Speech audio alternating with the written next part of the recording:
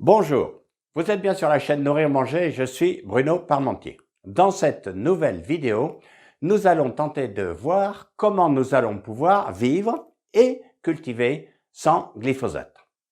C'est un sujet d'actualité. Commençons par dire que contrairement à une idée reçue, le glyphosate n'est absolument pas interdit en Europe. En fait, il a été autorisé pour une période de 5 ans en 2017, c'est-à-dire jusqu'en 2022. À cette époque, c'était la majorité simple. 18 pays européens ont voté pour les 5 ans. La France a voté contre, elle voulait 3 ans, ainsi que 8 autres pays, comme la Belgique, l'Italie, le Luxembourg ou l'Autriche. À ce moment-là, le président Macron s'est engagé à dire « Non, mais chez nous, en France, en 3 ans, ce sera réglé. » En 2020. Ça n'a pas été possible. Début 2021, nous en sommes à la moitié du chemin. Il n'a été interdit que là où il a été jugé le plus indispensable de le faire et le plus facile. Alors, dans les espaces publics, depuis 2017, chez les particuliers depuis 2019, et en 2021, probablement sur les voies ferrées. Mais il est encore massivement utilisé par les agriculteurs, enfin, sauf les agriculteurs bio, dont beaucoup estiment ne pas avoir, comme ils disent, de solution de remplacement. Alors, en 2014, année record, il s'en était vendu 9500 tonnes en France. On en était à 8800 tonnes en 2017 et nous en étions à 5900 tonnes en 2019. En Europe, théoriquement, seuls l'Autriche et le Luxembourg ont cessé de l'utiliser. Alors, ce dossier donne lieu à beaucoup de passion et de polémiques. Il est quand même très technique et complexe. Tentons d'en faire une petite revue, aucunement exhaustive. Alors, d'abord, observons. Que le glyphosate soit cancérigène ou non, ces jours sont comptés. Parce que, contrairement à ce que pense une bonne partie de la population française, il n'est nullement démontré que le glyphosate soit cancérigène. En fait, une seule agence internationale, le Centre international de recherche sur le cancer, CICR, l'a classé comme cancérigène probable en 2015. Attention, probable, hein, non certain. Au même titre que la viande rouge, les boissons de plus de 65 degrés, les lampes à bronzer ou le travail de nuit. Mais nettement moins que le tabac, l'alcool, les viandes transformées, la pilule contraceptive, la pollution de l'air ou les poussières de cuir ou de bois. Elle précise d'ailleurs que les peintres, les fumeurs passifs et les soudeurs risquent beaucoup plus le cancer que les gens qui sont exposés au glyphosate. Et attention, exposés au glyphosate, ça veut dire les agriculteurs qui l'utilisent, ça ne veut pas dire les mangeurs de fruits et de légumes. Donc ça fait une agence. Toutes les autres agences qui se sont prononcées sur le sujet l'ont classé non cancérigène. Alors, les Nations Unies, la FAO, l'agriculture, l'OMS, la santé, l'ANSES, l'Agence nationale de sécurité sanitaire française, l'EFSA, l'Autorité européenne de sécurité alimentaire, l'ECHA, l'Agence européenne des produits chimiques, l'EPA, l'Agence américaine de protection de l'environnement, mais aussi l'OSAV, l'ARIA, la PMRA, la RDA, la PUMA, la FSC, la NSDEPA, la BFR, etc. Alors, les détracteurs du glyphosate ont évidemment tendance à mettre en avant l'étude du CICR. Et ils déclarent carrément que toutes les autres agences ont été infiltrées et manipulées par Monsanto. Il est vrai que cette firme a une longue expérience dans le domaine de la manipulation. Mais vous savez, sur ce terrain, il y a tellement de passion que tout le monde manipule tout le monde. Alors, côté Monsanto, il y a une longue enquête journalistique, les Monsanto Papers, qui a montré que la société avait vraiment connaissance dès les années 80 qu'il y avait de sérieux doutes sur la sûreté de ces produits et leur innocuité. Et qu'elle s'est délibérément engagée dans une véritable guérilla scientifique et médiatique. En particulier, elle a amendé et coécrit des articles qu'elle a fait signer par des experts qu'elle présentait comme indépendants pour contrer les études qu'elle estimait gênantes. Alors, de là à penser qu'elle a réussi à manipuler totalement les experts de 15 agences internationales de tous les pays du monde, il y a quand même un pas à franchir. Et en plus, si elle l'avait fait, pourquoi justement elle n'aura pas réussi à le faire pour le CICR? Côté détracteurs, on peut citer la célèbre affaire des pisseurs de glyphosate, très médiatisée par la télévision, qui a montré des personnalités très surprises d'apprendre qu'elles avaient du glyphosate dans leur urine. Finalement, elle est tombée en eau de boudin quand un syndicat agricole a montré que le laboratoire BioCheck qui avait fait les analyses était peu fiable car il utilisait la technique ELISA qui est très controversée. D'autres laboratoires, plus classiques, ne détectaient rien au chromatographe, y compris dans les urines d'agriculteurs utilisateurs fréquents du glyphosate qui, logiquement, devraient être nettement plus chargés que celles de personnalités sportives ou médiatiques qui n'ont jamais mis les pieds dans un champ. En fait, les conditions de prélèvement, entre autres, influent très fortement sur les résultats. Rien n'était dit sur l'impact des doses minuscules qui ont été retrouvées. Attendez, on parle de moins d'1 microgramme par litre. Ça veut dire moins de 1 pour 1 milliard. C'est du genre quelques gouttes dans une piscine olympique. Mais d'ailleurs, attendez, faut être clair, progressivement, avec l'amélioration des techniques de détection, on va trouver de tout dans tout. On va trouver de tout dans les urines. Le jour où on détectera non pas une goutte pour une piscine olympique, mais une fraction de goutte pour 10 ou 100 piscines, on trouvera qu'il y a de tout, forcément. Donc, le fait qu'il y en a ne dit rien sur la dose. Est-ce que cette dose est dangereuse ou pas? Et puis, on ne peut pas s'empêcher de dire, si le glyphosate s'évacue par les urines, ça veut bien dire que le corps ne le garde pas. Donc, vous voyez, on a des doutes sur tout. La fiabilité des résultats, l'interprétation des données, rien n'est simple. Alors, une autre affaire antérieure qui avait défrayé la chronique avait consisté à montrer des souris de laboratoire avec des gigantesques tumeurs cancéreuses en expliquant que c'était parce qu'elles avaient mangé des céréales traitées au glyphosate. La communauté scientifique avait démontré que cette étude était manipulatoire par de nombreux biais et qu'en fait, elle ne prouvait que la farouche volonté des auteurs de faire interdire ce produit.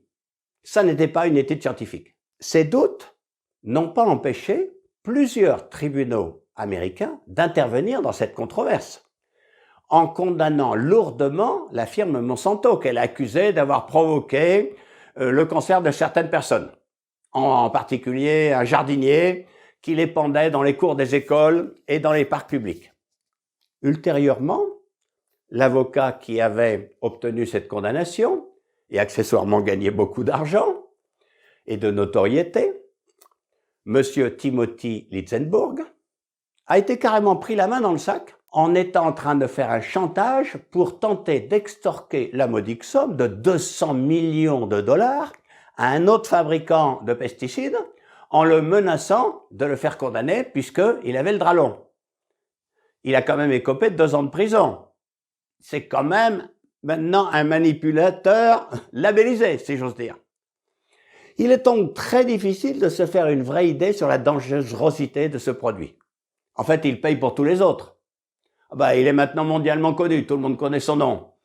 Et il est très utilisé en France et dans le monde. Du coup, d'ailleurs, en fait, on ne fait pas de distinction entre les centaines de différents produits qui utilisent le glyphosate. Parce que, comme ça fait belle lurette qu'il est tombé dans le domaine public, toutes les firmes l'utilisent pour leurs propres produits. Il n'y a pas du tout comme Monsanto. Et puis, ce débat fait que les autres herbicides, on n'en parle pas. Pourtant, il y en a beaucoup d'autres qui sont largement utilisés, mais par centaines ou par milliers de tonnes en France. Le prosulfacarb, par exemple, le S-métolachlore, le pendiméthaline, le crotoluron, etc. Mais on ne parle pas non plus des fongicides, on ne parle pas non plus des insecticides, eux aussi utilisés en très grande quantité. Et généralement, les fongicides et les insecticides sont considérés comme beaucoup plus dangereux que les herbicides. Non, tout le monde s'est focalisé sur le glyphosate. Cela étant, les jours du glyphosate sont comptés, au moins en Europe. Car, vu l'état de l'opinion publique, les politiques ont décidé d'en faire un exemple de leur politique écologique. À relativement court terme, il est donc condamné pour l'agriculture. Et les agriculteurs vont devoir apprendre à produire efficacement sans cet outil qu'ils trouvaient tellement commode, performant et peu onéreux. Alors, voyons ce qui s'est passé dans les secteurs où il est déjà interdit. Bon, par exemple, depuis 2019, les particuliers ne peuvent plus en acheter dans leur jardinerie. Alors, en 2021, on a estimé qu'ils doivent à peu près avoir écoulé leur dernier stock. Donc, ils sont bien obligés de se débrouiller autrement pour désherber les allées de leur jardin et les aires de jeu des enfants. Alors, chacun y va de sa méthode, hein. Le mal au dos lorsqu'on arrache les mauvaises herbes soi-même, la consommation d'énergie lorsqu'on choisit de les brûler, d'autres consommations chimiques quand on utilise d'autres produits qui sont encore autorisés, diverses méthodes de couverture de sol ou tout simplement passer à des allées enherbées. On s'aperçoit qu'on désherbe beaucoup moins chez les particuliers. Alors, on a un peu plus de recul pour les jardins publics, les cours d'école, les cimetières, les tennis, les terrains de pétanque, les terrains de sport, etc. Car c'est depuis 2017 qu'on a interdit d'épandre ce produit dans les dernières municipalités qui ne l'avaient pas déjà interdit avant. Songeons d'ailleurs que, avant 2017, c'est quand même encore assez récent, tous les enfants de France ont absorbé du glyphosate quand ils suçaient les cailloux du parc public, hein, puisque les parcs publics ont été pendant des dizaines d'années désherbés au glyphosate. Hein. On sait à peu près comment faire pour s'empêcher, maintenant. Alors, il y a des méthodes assez nombreuses que je vais quand même citer parce que elles peuvent aussi intéresser les particuliers, finalement. Alors, on commence par réduire la largeur des chemins. Et n'oubliez pas que le piéton a un pied qui tombe. Donc, si on marche sur la totalité de la largeur du chemin, il y a des chances qu'il n'y ait plus de mauvaises herbes. Alors ensuite, on peut engazonner. Ensuite, on peut couvrir avec différents matériaux, comme des graviers de lave qui sont relativement coupants, ou du bois raméal fragmenté, qu'on voit de plus en plus dans les allées de nos parcs publics. Alors ensuite, on passe de l'angle droit à l'angle courbe. Est-ce que vous avez remarqué que le piéton ne fonctionne pas angle droit? Donc les angles droits ne sont pas tondus par les piétons, ne sont pas piétonnés. Donc les chemins commencent à avoir les courbes. Ensuite, on entretient et on répare les joints des dalles et des pavés. Et puis on fait très attention à tous les espaces de jonction. Hein, la limite entre le trottoir et le mur, les trottoirs et la bordure, la route et la rigole, autour des mobiliers urbains, autour des panneaux de signalisation, parce que c'est là que effectivement les herbes folles commencent à arriver très, très rapidement. Ensuite, sur des grands espaces, on met des prairies fleuries, par exemple autour des arbres en ville. On utilise des plantes couvre-sol. Attention, dans les plantes couvre-sol, ne pas abuser des plantes exotiques qui vont devenir carrément envahissantes. Hein. Ensuite, on peut faire du paillage avec plein d'éléments différents. Ensuite, on peut les brûler. Hein. Des herbages thermiques, à flamme, à air chaud, à vapeur, à infrarouge, à mousse chaude, etc. Tout ça, ça coûte énormément d'énergie. Mais enfin, il y a beaucoup de gens qui le font. Plus naturel. Beaucoup de municipalités utilisent des chèvres et des moutons. C'est quand même ceux qui tournent le plus efficacement. Et puis, dans les cas extrêmes, on pose du gazon synthétique. Donc, vous voyez, il y a beaucoup de méthodes différentes qui sont applicables aussi chez les particuliers. Un des problèmes qu'ont rencontré les municipalités, d'ailleurs, c'est gérer l'opinion publique, c'est communiquer autour. Oui, parce que il faut faire admettre au public que leurs envies écologiques passent par l'acceptation d'un peu de nature souvent désordonnés, dans leur ville.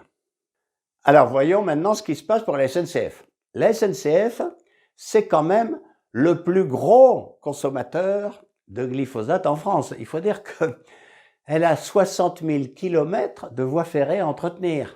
Et tout le monde peut se douter que les mauvaises herbes qui prolifèrent dans les voies ferrées, c'est pas top pour la sécurité des trains.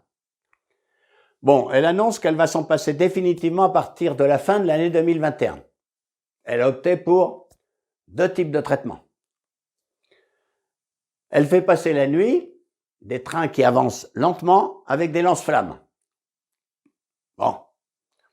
Et puis, elle a opté pour un autre traitement chimique, alternatif, avec un mélange d'acide pélargonique et de flaxasulfuron. Dans tous les cas de figure, ça va lui coûter beaucoup plus cher. On parle de plus de 100 millions d'euros par an quand même. Il y aura une petite incidence un jour sur les billets de train. Mais ça n'est pas du tout sûr que ces solutions soient pérennes. Ils désherbent 2, 3, 4 fois par an, évidemment. Et cet acide pélargonique, normalement, la préconisation, c'est 1 fois tous les 3 ans. Donc, si on en met 3 fois par an au lieu d'1 fois tous les 3 ans, ça va finir par provoquer beaucoup de plantes qui seront résistantes à ça. Et puis, ce fameux acide pélargonique, finalement, il est aussi extrêmement dangereux pour les produits aquatiques. Et donc, pour la SNCF, on n'est pas encore dans les solutions définitives. Enfin, il fallait bien désherber les 60 000 kilomètres de voies ferrées. Prenons un peu de recul. Pour l'agriculture, la destruction des mauvaises herbes a été une obsession depuis des millénaires. Bon, enfin, les professionnels ne disent pas mauvaises herbes, hein. Ils disent adventices. En effet, toutes les plantes non désirées ne sont pas mauvaises. Il y a des plantes non désirées qui remplissent des rôles écologiques très importants, qui sont plutôt bonnes. Et d'ailleurs, qui sommes-nous pour déclarer qu'une plante est intrinsèquement mauvaise? Sur quels critères allons-nous le déclarer? Donc, arrêtons de parler de mauvaises herbes, parlons d'adventices. Alors, contrôler et éradiquer les adventices, c'est une obsession des paysans depuis des millénaires. C'est un objectif très difficile à atteindre, car ce sont des plantes particulièrement résistantes. Elles ont su s'accommoder aux maladies, aux sécheresses, aux canicules, aux inondations, au gel, aux attaques des animaux, etc. Elles ont su se déplacer avec le vent, les animaux, les hommes, les transports mécaniques. Elles ont dû s'adapter aux évolutions des plantes. Elles ont fait du mimétisme vavilovien. Au total, ces plantes sauvages sont bien plus adaptées à nos sols et à nos climats que les plantes que l'on veut cultiver. Et donc, c'est très difficile de les faire disparaître. Alors, listons quelles sont les méthodes qu'on a mises en place. Alors, la première méthode, ça consiste à les brûler. On brûle les chaumes après la moisson. Une pratique ancestrale. Hein? Pendant des siècles et des siècles, on a fait ça en France. Maintenant, c'est interdit. Ah oui, parce que quand même, perte de carbone et d'azote, utile à la fertilité des sols, pollution, émission de particules fines et de gaz à effet de serre, danger d'incendie, etc. Alors maintenant, il est hors de question de faire brûler les chaumes dans les champs de blé ou dans les champs de riz. Notons malheureusement que ça continue à être très utilisé ailleurs qu'en Europe. Et, beaucoup plus important, notons que c'est encore utilisé absolument systématiquement pour déforester les forêts dans le monde entier, à commencer par l'Afrique et l'Amazonie. Donc on n'est pas sorti de l'auberge. Mais enfin bon, en France, on ne peut plus faire brûler les champs. La deuxième méthode, c'est le labour. Ça consiste à les enfouir. Avant de semer, c'est quand même pas mal de faire en sorte que les adventices qui sont déjà poussées ne poussent pas, parce qu'elles pousseront et elles étoufferont les plantes qu'on veut. Donc, allez, comme on dit, on va nettoyer, on va travailler le sol, on va nettoyer le sol. C'est du labour. Alors, c'est une pratique très ancienne, hein, déjà du temps des très riches du dur de Berry au XVe siècle, les champs étaient largement labourés. Et d'ailleurs, Sully considérait le labour comme une des deux mamelles de la France, c'est dire. Et d'ailleurs, le petit nom des paysans, c'est les laboureurs, c'est dire si le labour était important. Alors ça s'est énormément développé, d'une part avec les animaux de trait, et ensuite évidemment avec les tracteurs. Alors maintenant, on laboure comme des malades de plus en plus profonds, de plus en plus souvent. Ceci dit, on s'aperçoit que le labour pose énormément de problèmes, y compris pour l'élimination des adventices, parce que parmi les qualités qu'ont acquis ces adventices, leurs graines peuvent rester 3, 4, 5, 7 ans dans le sol. Alors, la première année, on les enfouit, mais l'année d'après, bonjour les adventices d'il y a 2 ans, bienvenue au club. C'est une manière très primitive de supprimer les adventices que d'enfoncer dans le sol leurs graines et de les remonter l'année d'après. C'est très agaçant quand on a consommé 15 à 40 litres de fioul par hectare pour remuer la terre. Mais de plus, les labours, de plus en plus profonds, ils remontent les cailloux, ils détruisent les vers de terre, ils détruisent les filaments des champignons, ils détruisent les bactéries, ils tassent la terre, ils provoquent de l'érosion et de la battance, les gouttes de pluie ensuite font une couche imperméable. Ils exposent les reliquats d'engrais de l'année dernière au vent de l'automne qui les transforment en un gaz extrêmement délétère, le pentoxyde d'azote, qui est 298 fois plus polluant que le gaz carbonique. Et last but not least, ça veut dire quand on laboure qu'on ne cultive nos champs que 6 mois par an. Et singulièrement, qu'on ne cultive pas les champs, notamment les champs de blé, au moment où il y a le plus de rayonnement solaire. C'est une folie. À partir du 10 juillet, dans la région parisienne, on dit le soleil, je m'en fiche. Mais attendez, c'est pas possible. Il faut arrêter de labourer. Et finalement, on s'aperçoit que par bien des égards, le labour est une atteinte à la planète qui est nettement pire que le glyphosate.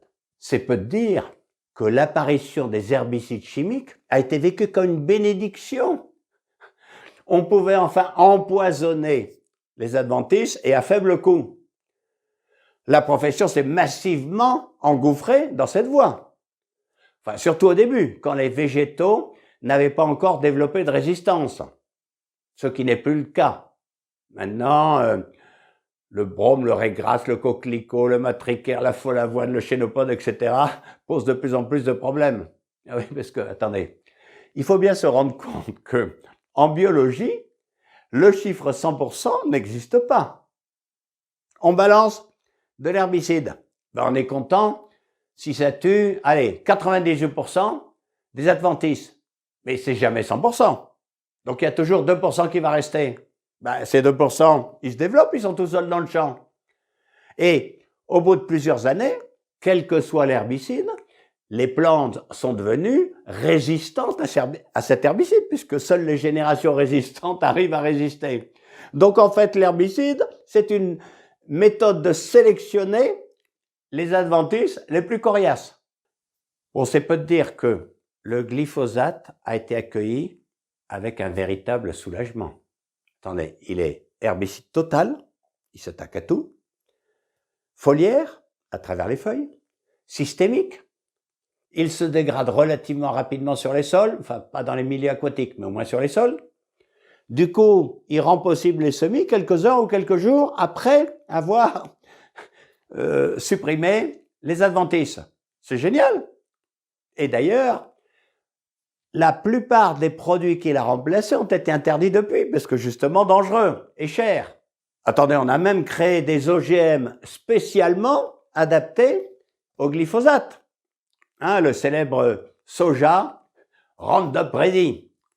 Ah ouais, là, c'est pas seulement avant la plantation, c'est en permanence on en balance dessus. Lui, ça lui fait rien. Mais attendez, ce soja Roundup Ready, il faut se rendre compte que c'est 84% de la production mondiale de soja. C'est peu dire que ça a pris, vous savez. Les filières garanties sans soja OGM, bon, c'est une affaire de croyance. Bon, et ce glyphosate a été l'une des causes principales de cette augmentation considérable de la productivité qui a été observée en France dans les années 60 à 90.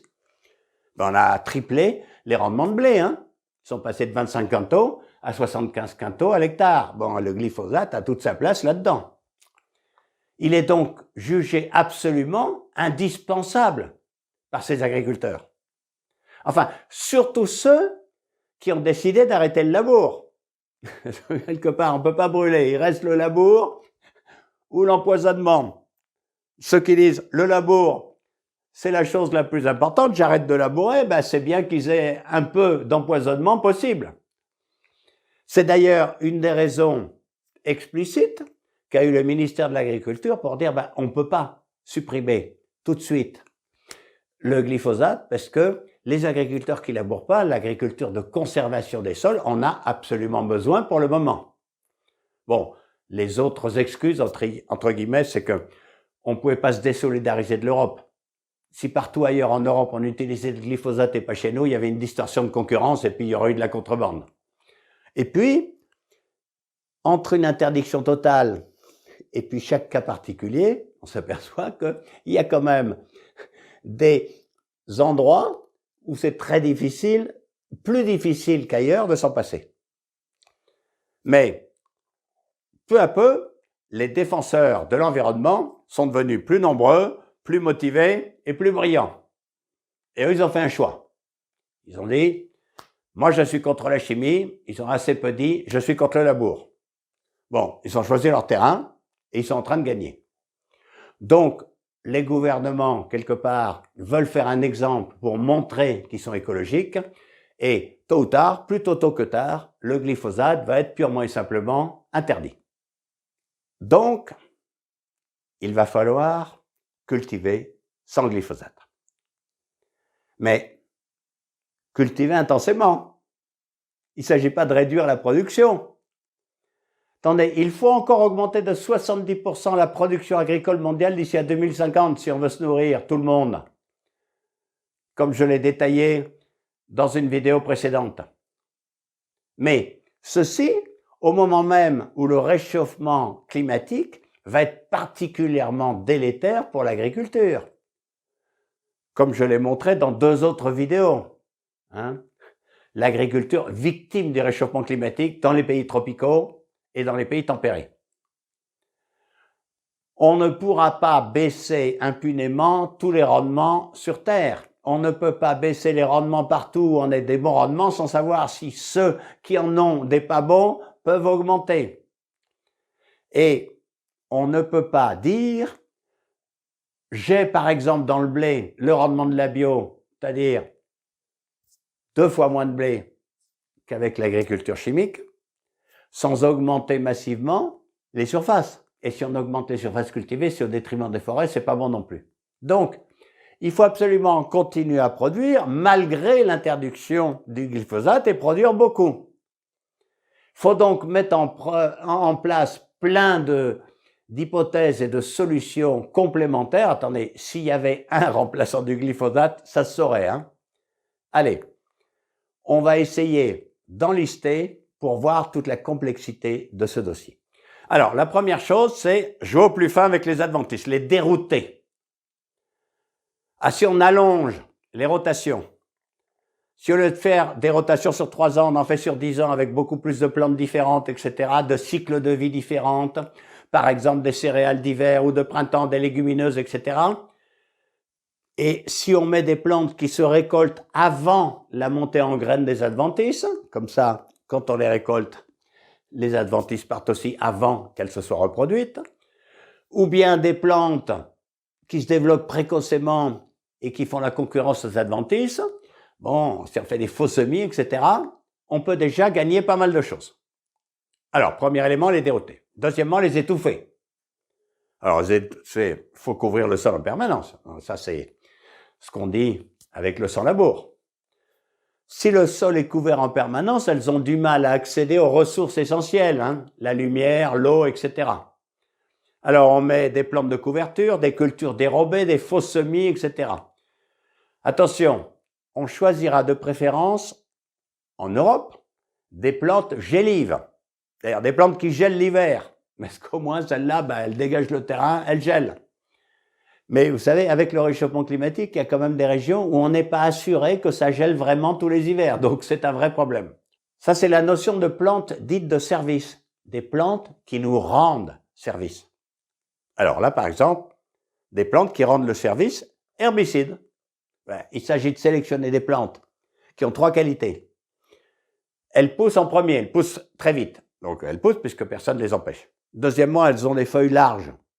Hop, elles couvrent le sol. Elles font de l'ombre aux autres. Ça s'appelle comment? Herbicide. Et troisième élément, elles gèlent l'hiver, elles sont gélives. Et hop, elles se transforment en engrais. Bon, et donc, il y a tout un pan de recherche là-dessus pour avoir des plantes herbicides. Le successeur du glyphosate, c'est pas un autre produit chimique, c'est d'abord cultiver des plantes herbicides. Alors, la troisième idée, c'est de recouvrir le sol. Plus le sol est recouvert, moins les adventices peuvent pousser. Alors, avec du mulch, du bois raméal fragmenté, du paillage végétal comme les écorces de pin, de peuplier, les coques de cacao, le lin, le chanvre, etc. Du paillage minéral, le pouzzolane, le schiste, l'ardoise, les tuiles concassées, etc. Ou bien carrément du plastique recyclable. Ça peut être valable, en particulier pour l'horticulture. Mais on voit pas très bien l'application de ce type de technique pour les céréales. Mais enfin, pour l'horticulture, c'est pas mal. Alors, bien entendu, beaucoup espèrent pouvoir continuer à empoisonner avec d'autres herbicides qui seront encore tolérés par la société. Mais pour combien de temps? Alors, actuellement, le prosulfacarbe, le S-métolachlore, le pendiméthaline, l'acide pélargonique, le 2,4-D, le dicamba, etc. Il y en a plein. Le problème, c'est que souvent, il en faut plusieurs pour remplacer le glyphosate, parce que le glyphosate, il s'occupe de toutes les plantes et les autres s'occupent de certaines plantes seulement. Alors ensuite, il y a les herbicides bio. Par exemple, les produits à base de géranium, le vinaigre blanc, divers acides gras, les huiles de pin, ou bien les nouveaux produits qu'on est en train d'inventer d'imitation de la nature, qui vont bientôt arriver, sur la base de l'allélopathie, c'est-à-dire les mécanismes inhibiteurs inspirés déjà de certaines plantes qui ont historiquement pu résister à la concurrence en produisant des molécules toxiques contre les adventices. C'est la bio-inspiration.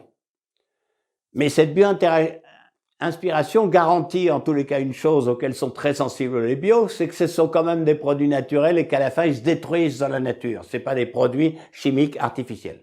Donc, l'empoisonnement n'a pas encore dit son dernier mot. Alors ensuite, on peut se réinspirer du brûlis avant. On peut brûler ou ébouillanter les adventices. Alors, évidemment, ça c'est une solution très coûteuse en énergie. Il faut savoir ce qu'on veut sur la planète. Alors, des techniques de destruction électrique, voire laser, peuvent aussi arriver sur le marché. Éventuellement couplées à des drones. Enfin, ça va coûter cher. Passer le lance-flamme, grosso modo, sur les champs, c'est moyen. Ce sera probablement réservé à des cultures à très forte valeur ajoutée. Enfin, pourquoi pas? Alors, une autre manière de brûler les adventices, c'est les faire brûler par le soleil. Alors ça, on utilise ça beaucoup en horticulture sous serre, mais aussi parfois en plein champ.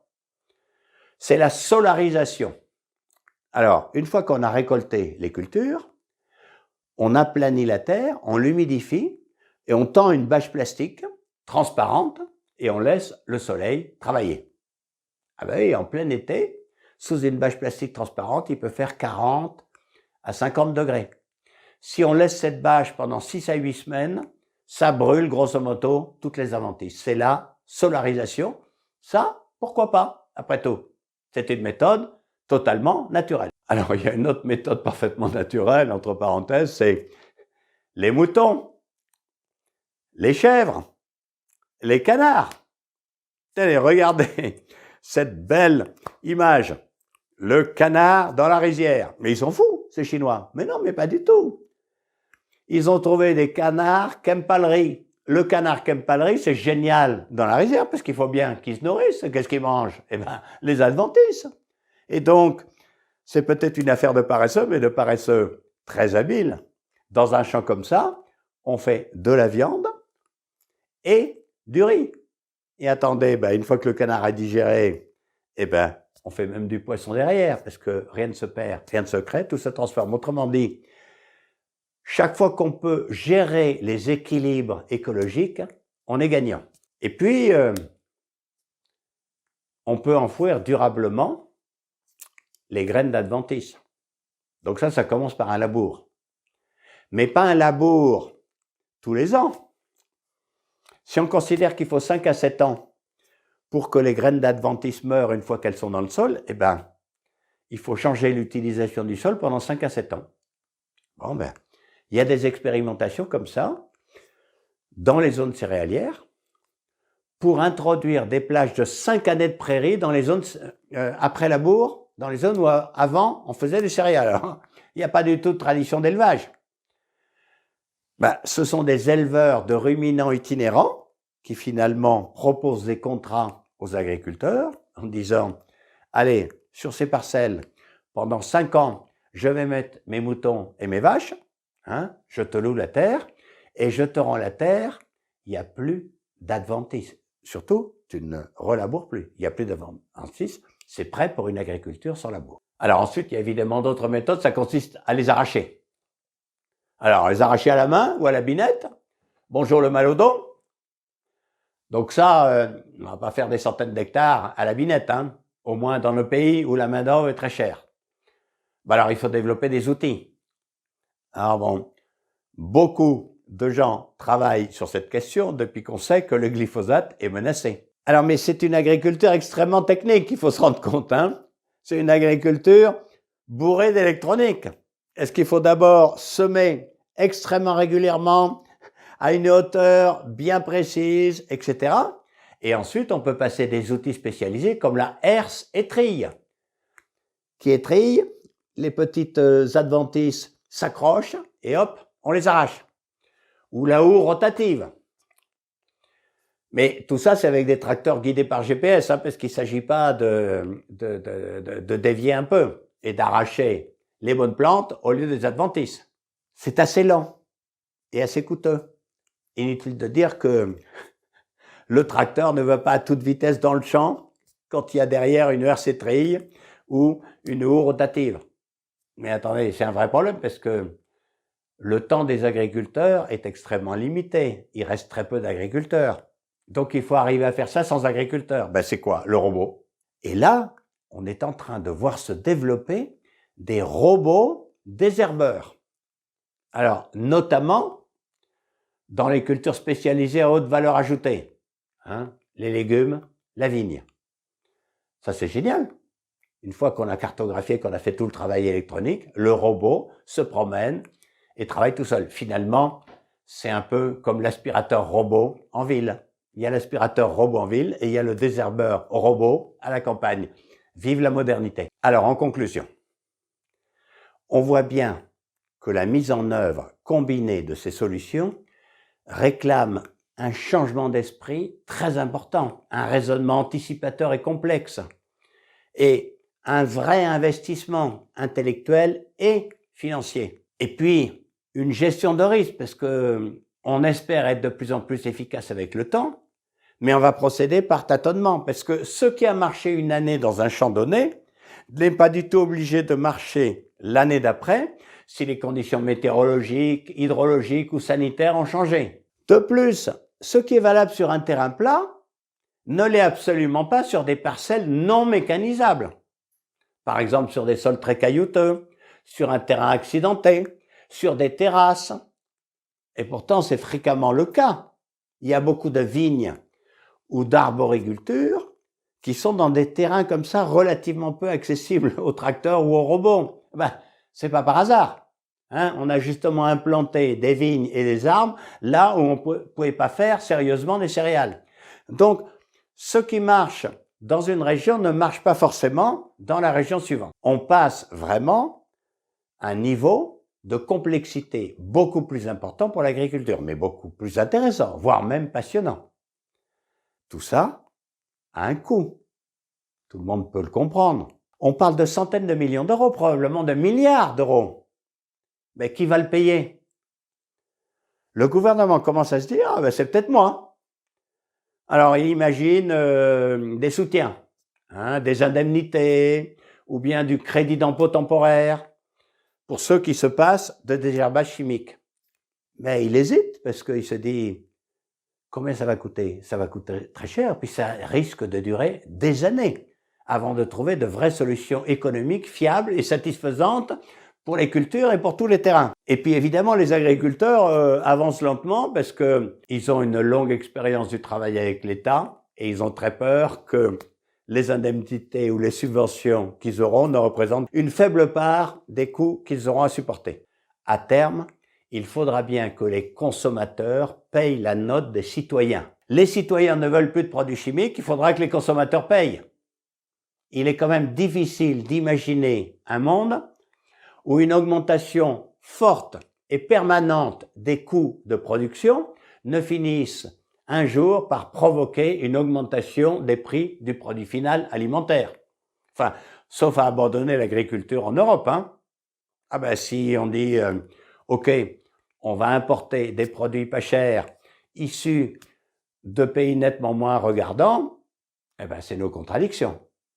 Mais si on veut une agriculture en France pour des agriculteurs français, il faut éviter qu'ils fassent tous faillite. Or, pour la plupart, ils n'ont pas beaucoup de marge. Donc, ils n'ont rien à consacrer à cette augmentation des coûts. C'est peut-être une erreur de raisonnement.